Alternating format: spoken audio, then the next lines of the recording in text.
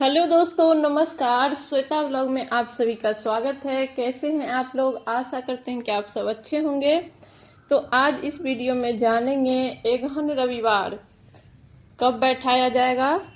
एगहन रविवार जो हम लोग शुरू करते हैं छठ के बाद, या आप छठ एतवार के नाम से भी इस व्रत को जाना जाता है।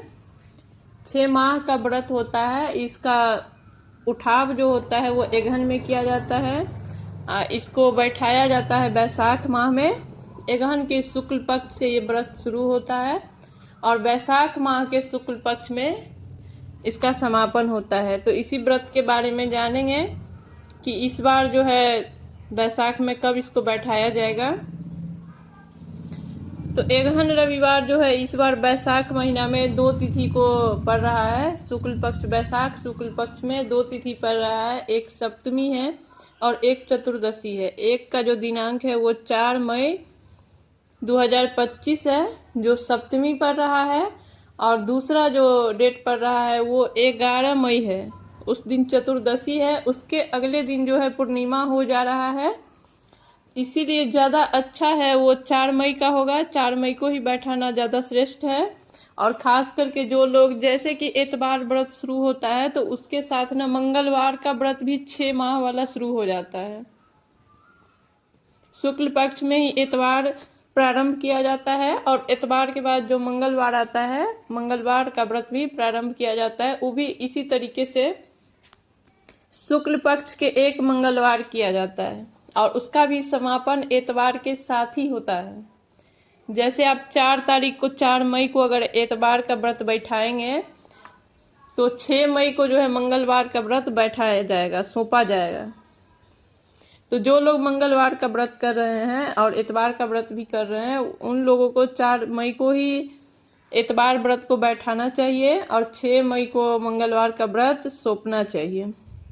और जो लोग मंगलवार का व्रत नहीं कर रहे हैं वो चतुर्दशी को भी कर सकते हैं, 11 मई 2025 में भी कर सकते हैं। लेकिन मंगलवार जो है वो नहीं पड़ेगा, क्योंकि अगले दिन पूर्णिमा है और पूर्णिमा के बाद ज्येष्ठ माह हो जाएगा। इसका जो बैठाव होता है वो आपको बैसाख माह में ही होता है, इसीलिए 4 मई वाला ज़्यादा अच्छा है। तो 4 मई को ही कीजिए। ये पर्व जो है 6 माह का होता है और 6 माह में प्रत्येक माह के शुक्ल पक्ष में एक एक करते हैं और बैसाख के शुक्ल पक्ष में जो रविवार आती है उसको ये सौंपा जाता है। ये व्रत जो है पुत्र के लिए बहुत ही फलदायी है। जो लोग छठ पूजा करते हैं वो लोग भी करते हैं और जो पुत्रवती महिला है वो भी करती है। और साथ में आप पुत्र या संतान का मनोकामना करके भी कर सकते हैं, तो बहुत ही शीघ्र मनोकामना पूरी होती है। तो एक दिन पहले जैसे छठ पूजा का नहाई खाई होता है, उसी प्रकार से एतवार व्रत का भी शनिवार को नहाई खाई होती है। सात्विक आहार लेना होता है। आप सुबह कहीं नदी तालाब में नहाइए या घर पे ही नहाइए और सात्विक आहार ले लीजिए। पहला आहार जो लीजिएगा उसमें गाय के लिए और कौवा कुत्ता के लिए भी निकाला जाता है। उसके अगले दिन रविवार को व्रत रखना होता है। व्रत सुबह से आपको निर्जला व्रत रखना है, जब तक आप अर्घ नहीं दीजिएगा तब तक।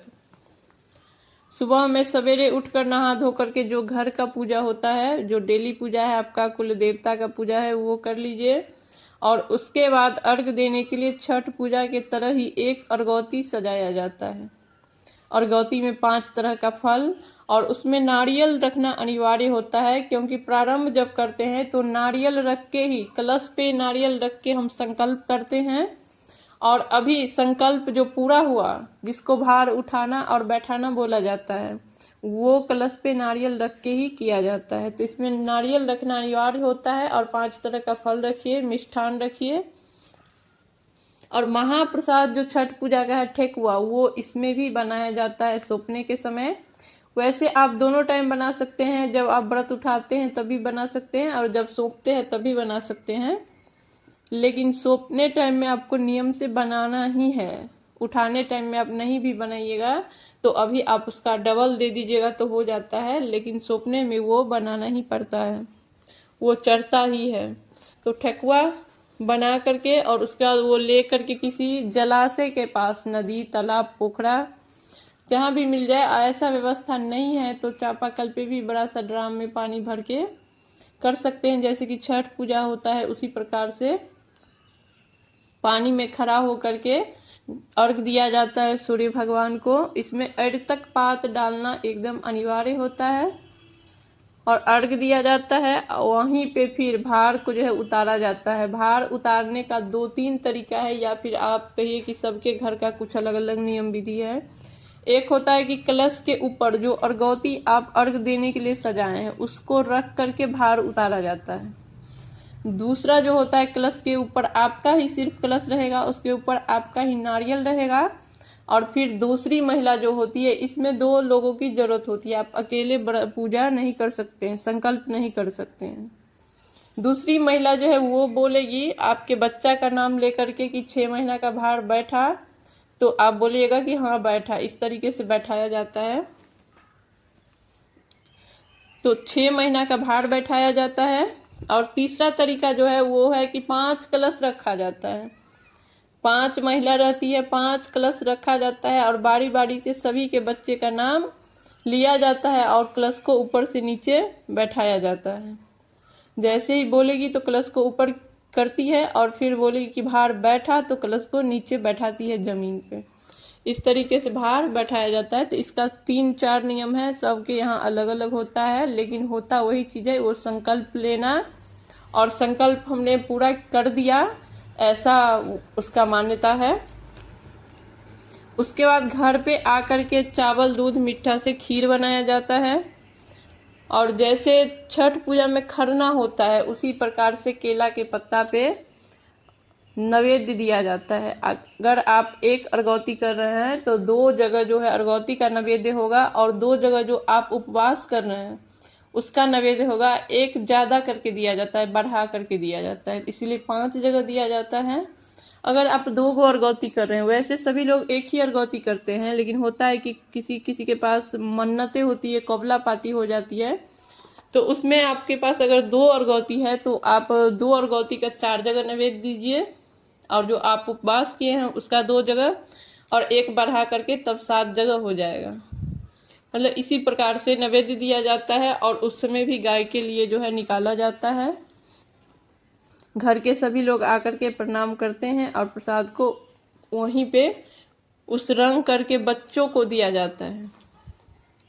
और फिर वहीं पे बैठ के सूर्य भगवान के अस्त होने से पहले, या समझिए आप 1 बजे से 3 बजे के बीच में एक संध्या करना होता है। यानी कि व्रत जो कर रही है वो एक टाइम भोजन करेगी बिना नमक का। 12 बजे के बाद और 3 बजे से पहले का समय होता है, बीच का समय। उस टाइम पे सुबह से आपको जब तक एक संध्या नहीं कीजिएगा तब तक निर्जला रहना होता है। यानी कि 24 घंटा में आप एक बार बिना नमक का आहार, पानी, चाय जो भी लेना है उसी समय आप ले लीजिए। उसके बाद दोबारा नहीं लिया जाता है। अगले सुबह नहा धो करके पारण होता है। तो इसी प्रकार से होता है एतबार व्रत, इसी तरीके से बैठाया जाता है।